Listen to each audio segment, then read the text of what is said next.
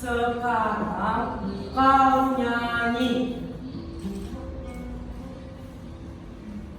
Ayolah sayang, nyanyi seperti dulu. Ayolah sayang, seperti dulu. Sejak dulu kau selalu begitu. Habis, kau pun selalu mengejek setiap kali saya menyanyi. Sekarang tidak. Sejak sekarang saya tidak akan pernah mengejek kau lagi. Ah, saya tidak mau menyanyi. Kapanpun, Kapanpun, juga untuk saya. juga untuk kau. Kau kejam. Saya mati tanpa lebih dulu mendengar kau menyanyi. Sayang, kenapa kau berpikir ke sana? Itu sangat tidak baik. Lagi, tidak ada gunanya. Mati saya tidak bahagia karena kau tidak menyanyi. Tuhanku, ini memang salah saya. Saya kira saya akan mengembuskan nafas saya terakhir tak kala kau sedang menyanyikan lagu di telinga saya. Saya mohon, berhentilah kau berpikir mengenai hal itu. Demi segala-galanya berhentilah. Tersenyumlah lagi seperti biasanya. Saya akan tersenyum kalau kau mengucapkan sebuah janji. Tentu. Kau mau menyanyi? Tentu saya. Kapan? Suatu ketika. Sebelum saya mati? Iya, saya. Sekarang saya? Tidak mungkin. Kau tahu kan saya sedikit lupa karena beberapa hari yang lalu. Iya. Saya baru ingat sekarang. Selalu kau begitu. Selalu kau tak pernah ambil pusing. Setiap kali saya sakit. Saya akui, saya acap kali terlalu asing dengan diri sendiri. Saya akui, saya minta dimaafkan supaya surga saya tidak tertutup dan supaya kubur saya. Saya tidak mau memberi maaf kalau kau tidak mau juga berhenti menyebut-nyebut soal kematian. Maaf, tidak lagi. Sekarang saya akan memaafkan kau, tapi dengan satu syarat. Apa? Kau harus menyanyi. Kalau begitu maka saya maafkan. Dan surga saya? Mungkin tertutup. Baik. Saya akan menyanyi, tapi separuh. Kalau terlalu lama, nanti saya takut batuk. Tidak, satu lagu. Nanti batuk. Selalu kau bilang begitu. Padahal kau memang pandai bernyanyi. Dan kau selalu menghabiskan sebuah lagu dengan sempurna tanpa batuk. Satu lagu. Ayolah sayang. Para penonton sudah tidak sabar lagi menunggu sang penyanyi.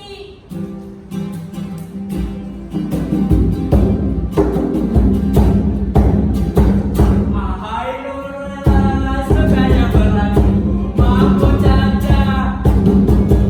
Ini benar satu, benar bagus, siapa yang tunggu. Nurlela memang cantik, siapa pun melirik, hati bukti jernih. Sobat sahabat lagunya, manis senyumannya, itu yang menggoda. Aduh kalau berdendam, dendam sayang, rasaku di awan. Joget tari Melayu, Nurlela pun senang, menyertakan tari selamat. Ahai Nurlela.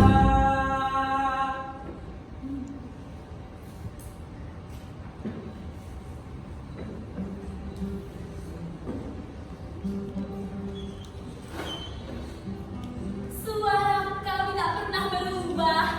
Mana lukisanku? Saya ingin melihat ketika saya menampil di depan umum, di mana kau juga ikut melihatnya. Kau ingat kapan itu? Saya ingat betul. Kau baru saja lulus dari Perpaedus. Kau sombong betul waktu itu. Kau juga sepicin pun kau tidak pernah balas pandangan saya. Habis pandangan kau nakal. Habis kau juga suka curi-curi pandang. Nyonya, ada tamu Nyonya. Siapa? Nyonya Lunas, Nyonya. Nyonya jangan tariku. Sebentar, saya ke depan. Kau surati dia. Tidak, Kau bohong. Bagaimana dia bisa tahu tentang pesta kita? saya tidak tahu. Kau bohong. Saya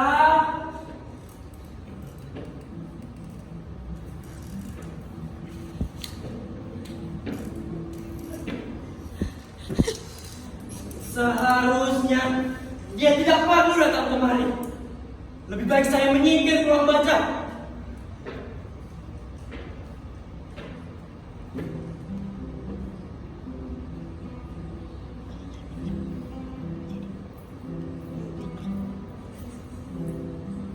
Silahkan duduk, Nyonya.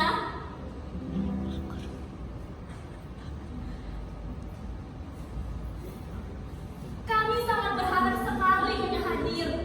Suami saya juga heran. Kenapa Nyonya tidak datang? Kami sakit, Nyonya. Kami, maksud Nyonya, iya, saya dan anjing saya sakit. Setiap kali saya sakit, pasti anjing saya juga ikut sakit. Tapi sekarang saya senang karena saya sudah sembuh. Oh, kasihan. Saya, di mana kau? Tadi dia di sekitar sini. Sebentar, Nyonya. Baik, Nyonya.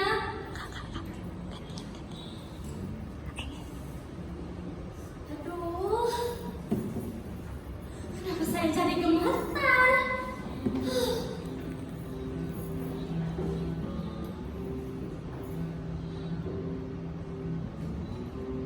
Silahkan diminum, Nyonya.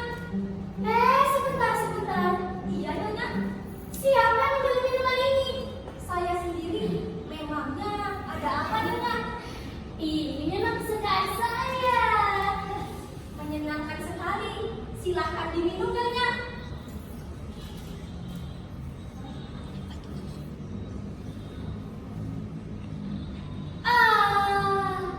Segarnya bukan main. Dari mana kau tahu saya suka minuman ini? Tuan besar sering sekali menceritakan perihal Nyonya kepada saya. Dan ketika saya tahu Nyonya akan datang, segera saya buatkan minuman itu. Saya permisi dulu, Nyonya. Sebentar. Tuan besar masih suka menyirami kaktus? Iya. Tidak, Nyonya. Tetapi Tuan besar menyirami seluruh bunga sekarang setiap pagi dan sore. Tapi sering sekali ya diam-diam menyirami kaktus yang disimpan di dalam kaktus. Saya permisi dulunya.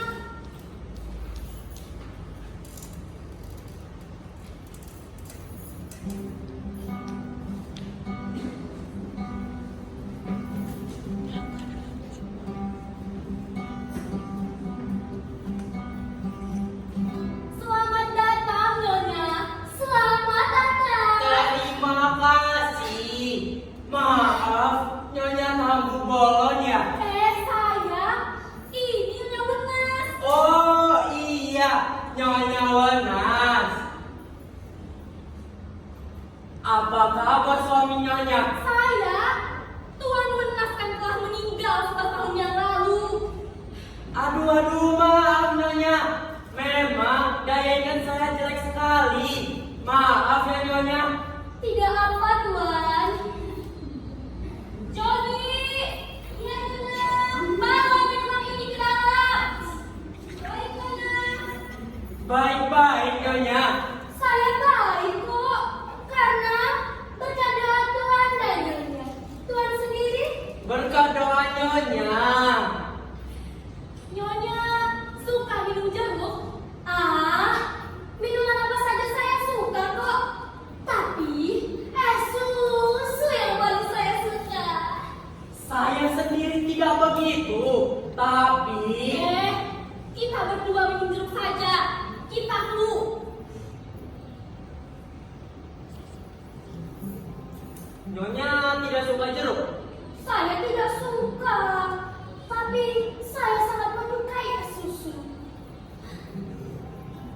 Kalau begitu saya juga suka kok.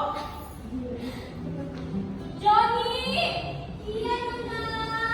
Bikin 2 gelas es jeruk dan 1 susu panas. Baik Nona.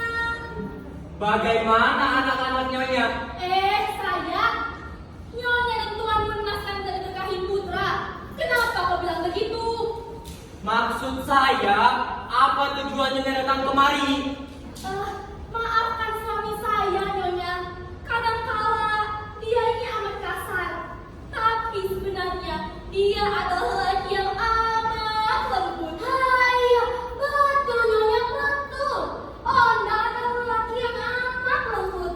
Malah sangat amat lembut. Bahkan saya kira Onda tidak pernah menggunakan tanah seru selama hidupnya. Kita minum apa? Kita kan baru saja memesan minuman. Ayo ikut. Tingkahmu berlebihan sehingga memuakkan. Kau sendiri yang menyuruh saya agar berperilaku pura-pura tidak kanyal dalam perempuan itu. Ya tapi kau berlebihan. Kau kurang wajar. Susah. Kalau saya wajar, kau marah. Kalau saya berlebihan, kau juga marah. Kalau saya jumpa di perpustakaan, kau juga marah. Saya tidak tahu bagaimana supaya kau tidak marah. Dan saya tidak mau marah-marah agar kau tidak marah. Pendeknya berlakulah sedikit sopan. Baik, saya coba. Kendorkan tempat wajahmu itu.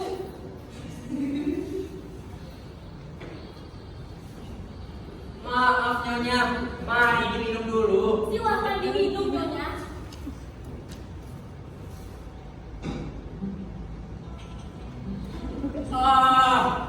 Alangkah hangatnya es jeruk ini. Tidak begitu sayang? Iya, sayang. Kenapa tidak diminum? Nyonya tidak suka? Tidak.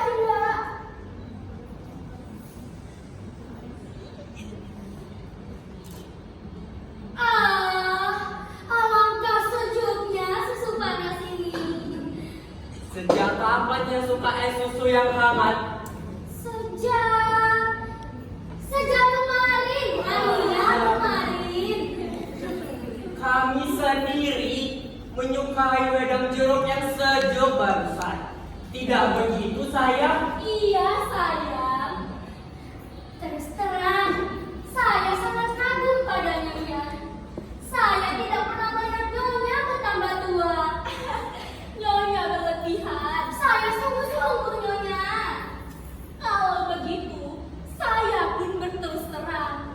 Nyonya semakin tua, semakin cantik. Memang.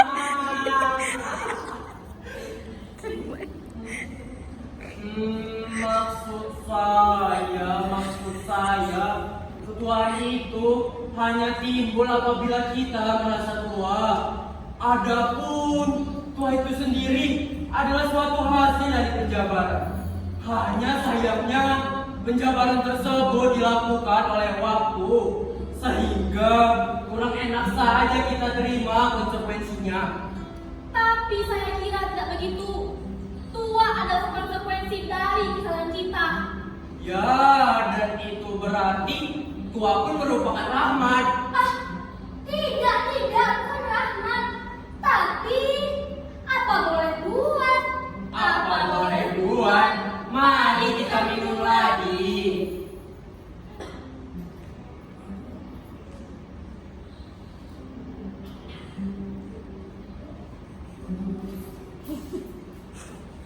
Kalau saya rasa, tua dan tidak tua tetap saja sama.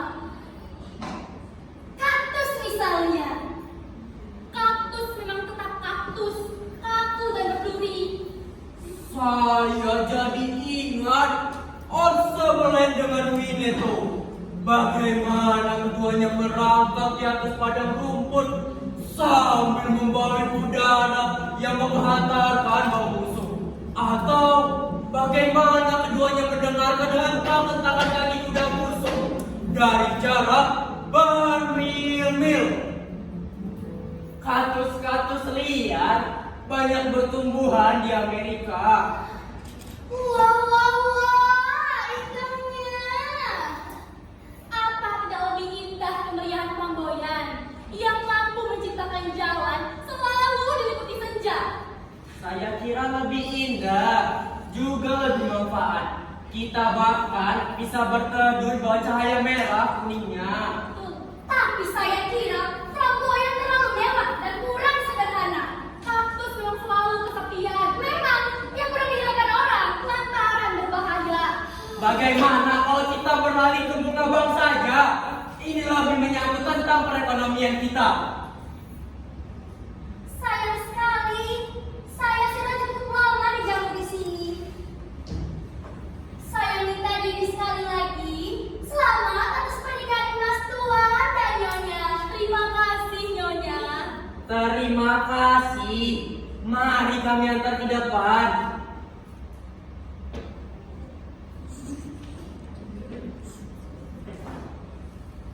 Terima kasih Tuan Nyonya. Sampai jumpa. Sampai jumpa lagi, Nyonya.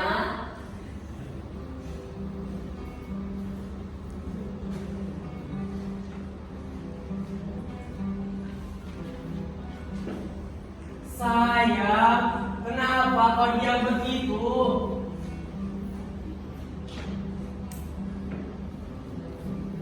Sayang, kenapa kau begitu diam? Kau juga kenapa? Sayang, adalah tidak baik kita bubuhi pesta mas kita dengan kata-kata seru. Kau sendiri yang membuhinya. Kau rusak momen pesta kita dengan perempuan berhati kaktus. Sejak muda kau begitu yakin seakan saya punya hubungan percintaan dengan perempuan tadi. Sengaja kau suruh Joni menyimpan es susu. Begitu jangan didata, iya kan? Siapa? Saya menyuruh Johnny minuman apa? Kau lakukan itu ketika saya sedang menemui dia tadi. Ketika kau menyingkir dari sini, kemudian kau sembunyi ke ruang baca. Saya tidak menyuruh Johnny. Dari sini tadi saya langsung pergi ke membaca. Kemudian saya asik membaca mengenai para psikologi. Dan ketika kau datang, tempat saya pada baris-baris dan telepati. Saya ingat betul. Kau bohong. Kalau kau tidak percaya, kau boleh bantu Johnny. Johnny! Johnny! Iya Tuan Besar. Siapa yang menyuruhmu? Ya saya yang tanya. Joni. Siapa yang menyuruh? Biar saya yang tanya. Ah, kau tanyalah sendiri. Joni, iya Nyonya Besar. Sejak pagi sudah berapa kali kau berbohong? Belum sekali pun Nyonya. Akui saja. Kau tidak akan mengurangi penghasilanmu. Sejujurnya sudah 2 kali Nyonya. Nah, begitu kebijakan. Apa saja? Yang pertama kepada istri saya. Itu tidak perlu. Yang kedua juga kepada istri saya Nak. Jadi kau mau berbohong kepada istrimu? Tidaknya, kadang kala, tetapi tidak lebih dari 3 kali dalam 1 hari. Mengenai hal apa saja, dari yang paling ringan sampai yang paling berat.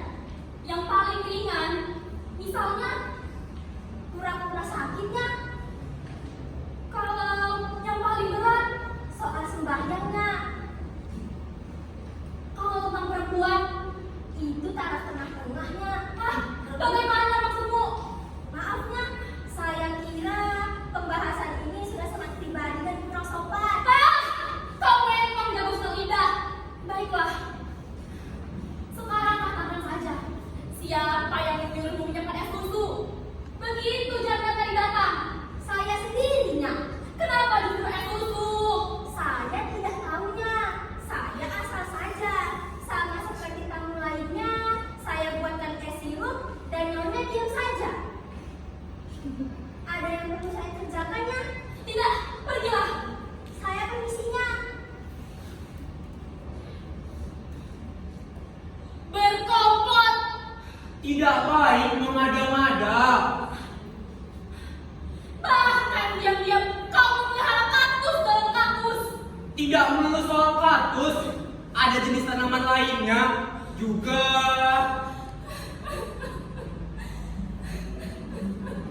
Sayang, diamlah.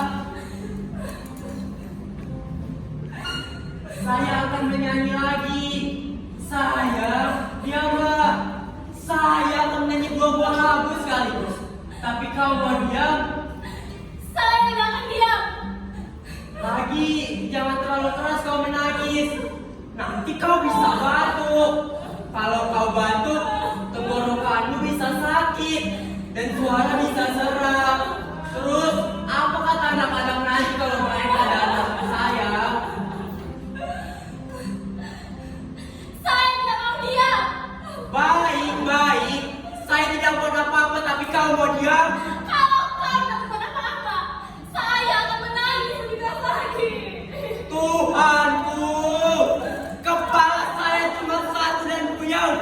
Kalau saya punya 3 kepala, barangkali saya tahu apa yang harus saya perbuat agar kau bisa diam. Tapi kepala saya cuma satu, dan tangismu itu memenuhi kepala saya dengan sejuta hati kau. Tuhanku, Biarpun gua ada penyambar, saya tidak akan menangis lebih keras lagi. katakanlah malaikatku, apa? Saya bukan malaikat. Katakanlah bidadariku. Saya bukan bidadari. Tapi katakanlah dewiku. Saya bukan Dewi. Ya, terserah siapa kau, tapi katakanlah. Saya istrimu.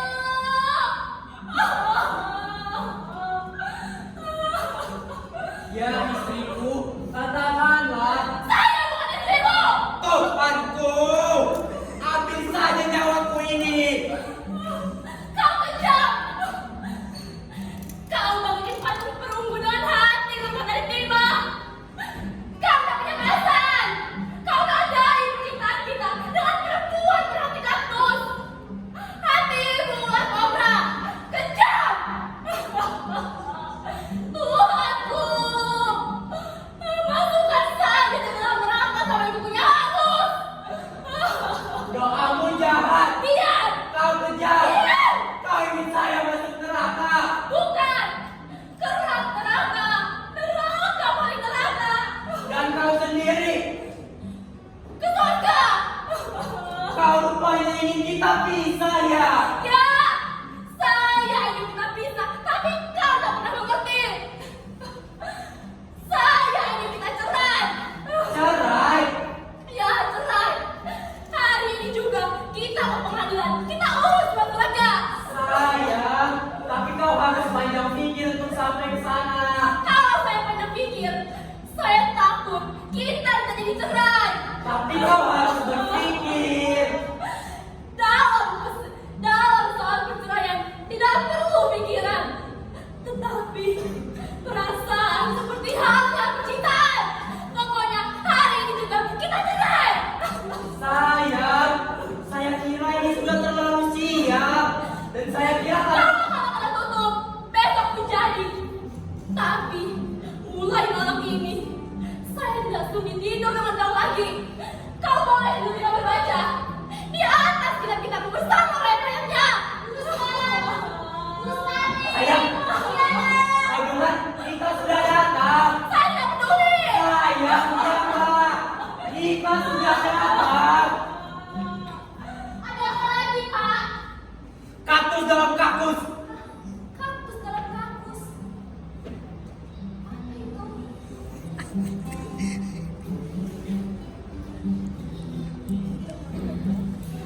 Gustaf, Stani.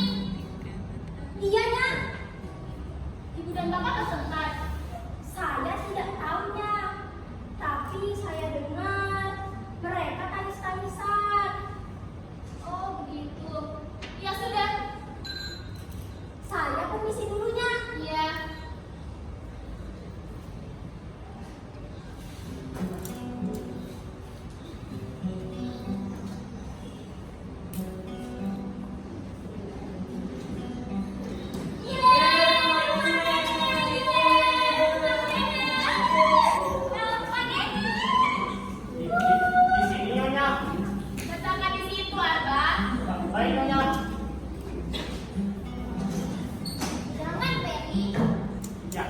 Yang lainnya Nyonya?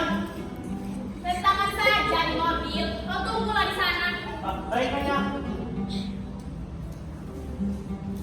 Kenapa nanti kesini, Mak? Iya, sayang. Pak, Pak, Pak. Iya Nyonya. Ada apa Nyonya?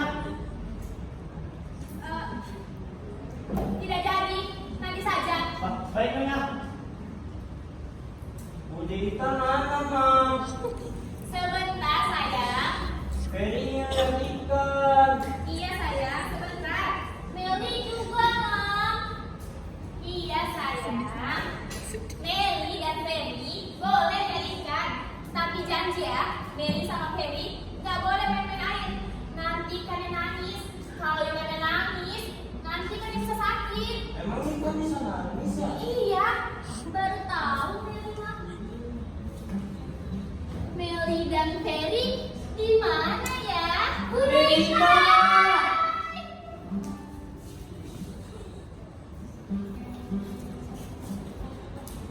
Ada apa lagi Novia? Nanti saya ceritakan semuanya. Mana Meme? Ustaz, Mek? Iya, Nak. Bawa masuk Meli dan Ferry. Ayo, siapa yang mau diadikan? Aku. Ikut sama Meme. Sini, kita lihat ikan. Ferry, go!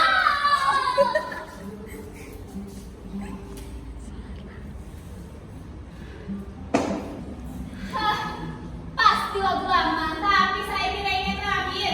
Dulu kau juga bilang begitu, tapi Dita, kau sendiri bisa membayangkan betapa sakit hati saya ketika melihat Dita Vita terhadap pasiennya yang berobat sakit itu. Siapa lagi? Iji, anak sudah itu, pacarnya waktu sekolah.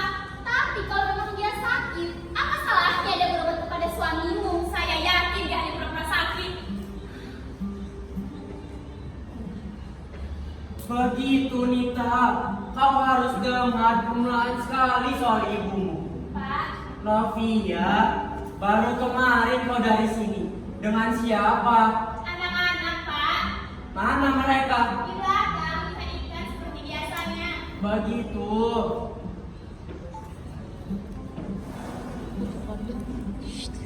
Begini, tidak salah kalau kalian sebagai anak tahu. Ini juga persoalan sangat runcing dan bisa mengakibatkan kesedihan yang berlarut-larut. Soal apa, Pak? Ibu marah. Kenapa? Itulah, dengarkan saya. Soalnya sepele dan tidak bermutu. Ibumu tidak suka tanaman kaktus. Saya suka tanaman itu. Bahkan, saya punya tanaman kaktus dalam kaktus. Ibumu marah-marah. Bapak tidak mau mengalah. Selama hidup, saya selalu mengalah.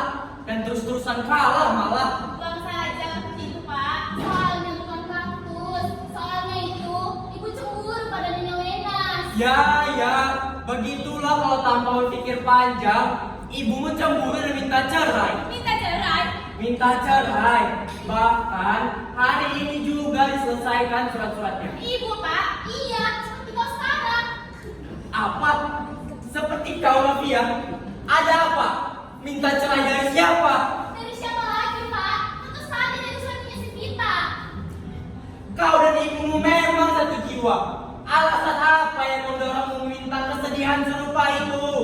Kebodohan macam apa yang mengotori otakmu? Cerai, seakan dengan kata itu kau dapat mengacap hidup ini lebih nikmat.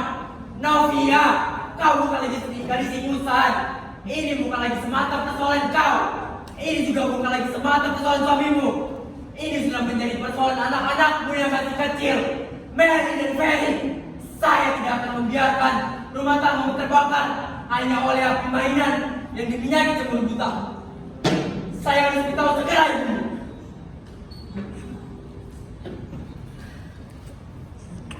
Novia, apakah kau tidak pernah memperhatikan baik-baik betapa jernih mata anak-anak yang lucu itu?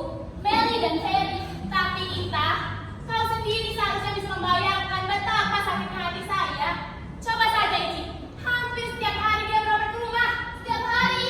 Tidak, maksud saya seminggu sekali. Seminggu sekali. Katakanlah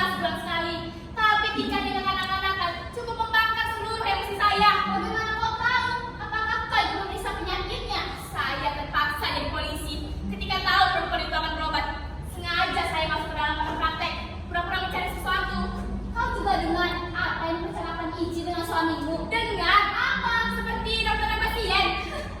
Lalu apa yang kau cemburukan, Novia?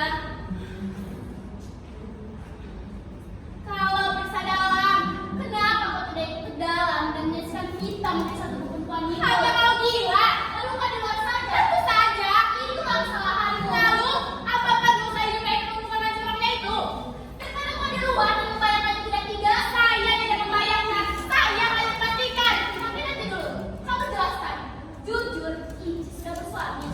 Ini bukan masalah bersuami atau belum nikah, tapi ini masalah watak. Saya yakin, sekalipun perempuan jalan itu sudah mati, pasti rohnya masih bilang. Betul-betul kau mengikuti kemarahan saja. Cobalah berpikir dengan tenang. Begitu banyak sudah kata yang kau ucapkan, tapi tidak sekata-kata pun dalam penjelasan kenapa kau bisa cerai dari suamimu. Kalau kau jujur, sebenarnya kau hanya ingin ada perasaan kamu sendiri saja. Coba, kalau kau sudah cemburu oleh Ichi, kenapa oleh perempuan lain atau bahkan dari gadis lain di luar sana yang juga berbuat kepada suamimu? Apa kau pikir semua perempuan pindah seperti Sultan itu? Kalau demikian, saya juga pasti tidak cemburu terhadap semua perempuan. Tapi saya pikir kau pun yakin, tidak semua perempuan punya leher sehingga leher kayak Ichi yang suka membeli leher suami orang.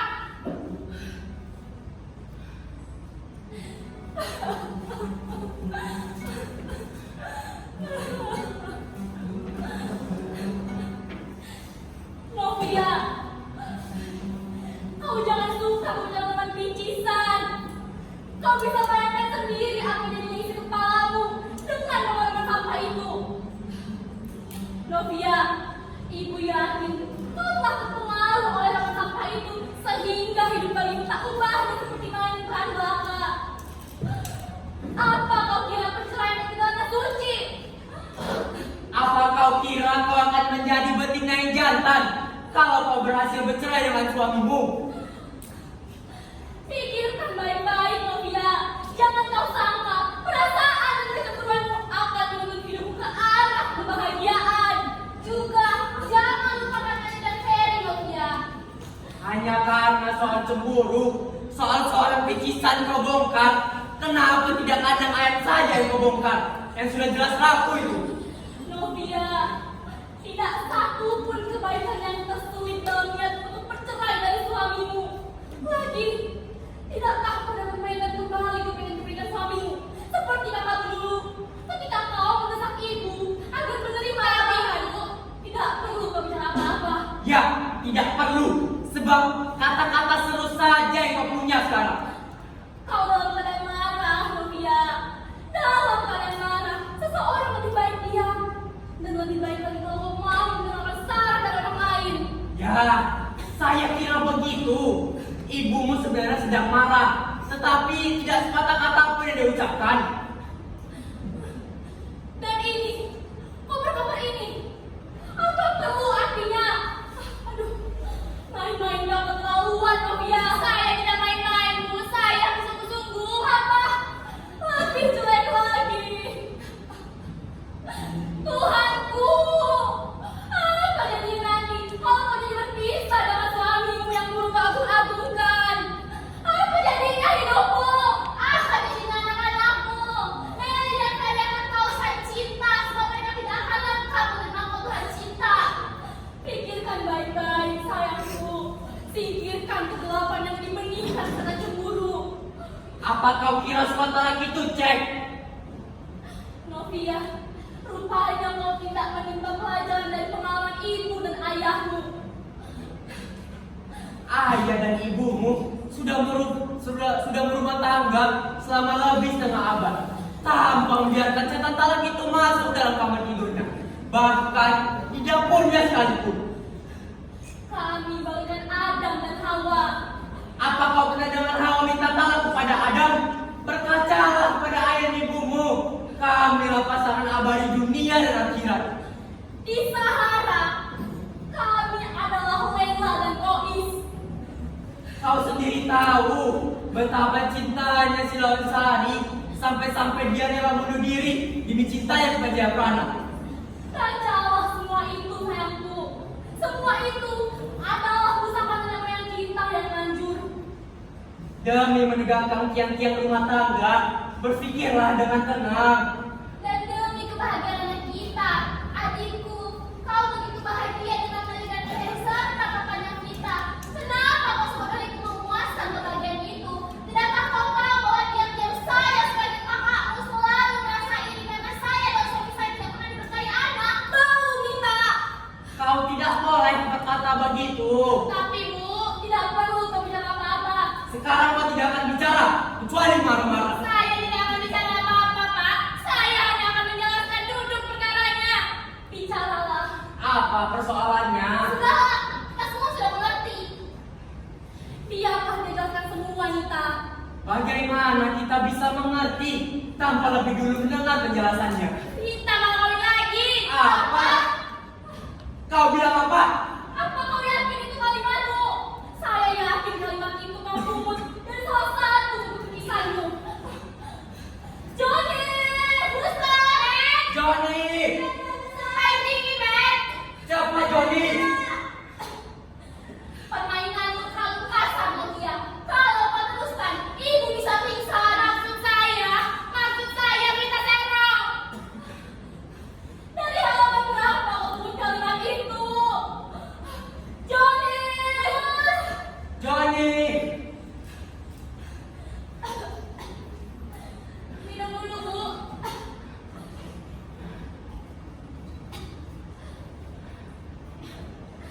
Ganti kalimatmu, Novia. Ya, kalau kau tidak ingin perlu gabung dengan air dingin. Carilah halaman lain yang lebih lembut kata-katanya. Saya cemburu, Bu. Itu lebih baik. Cemburu itu suci. Dengan kata cemburu, kau mampu bercinta, tapi tidak keterlaluan. Barangkali cemburu kau yang keterlaluan. Novia cemburu pada salah seorang pasien kita, Bu. Apa? Novia, rupanya kau belum menyadari bahwa usapan tangan seorang dokter lembut dan suci, bagai usapan para nabi. Mereka lah yang berjuang dengan nyata agar kita bisa mencapai hidup ini bertambah lebih baik. Kasihan kita, Anak sebaik itu dicurigai. seperti nabi-nabi yang digayu umatnya sendiri. Novia, kejam kau. Kamu jahat kau. Judas kau.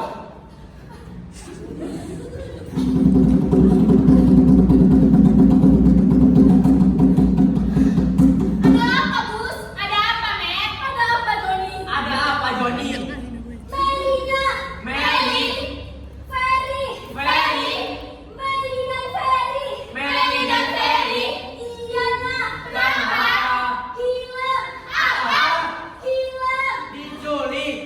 hilang. Kau tahu di mana mereka? Tunggu apa lagi? Cari. Telepon polisi dulu. Baik, Pak. Cucu. Cucu-cucuku. Mana tuh? Cucu. Bebek. Iya nak. Panggil Abah. Cucu-cucuku. Iya, ada apa? Kenapa kau diam saja, Abah? Emang kenapa Nyonya? Meli dan Ferry hilang. Hilang.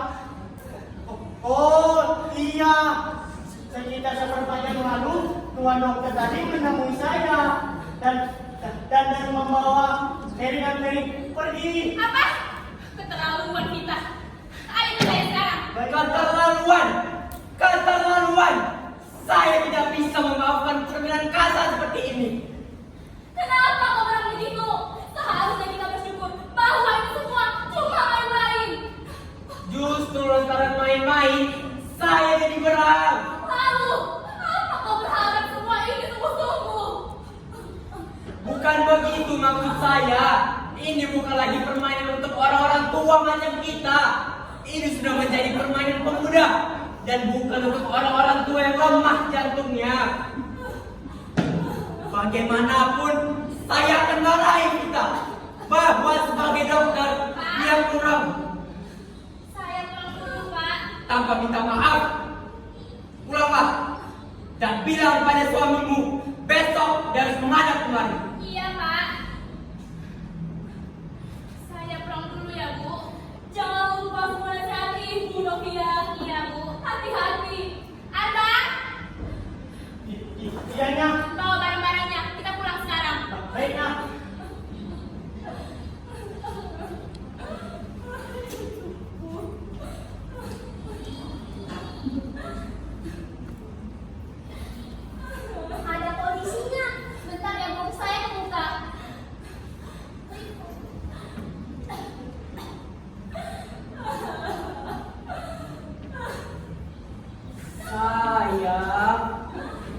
Kita tidak jadi cerai kan?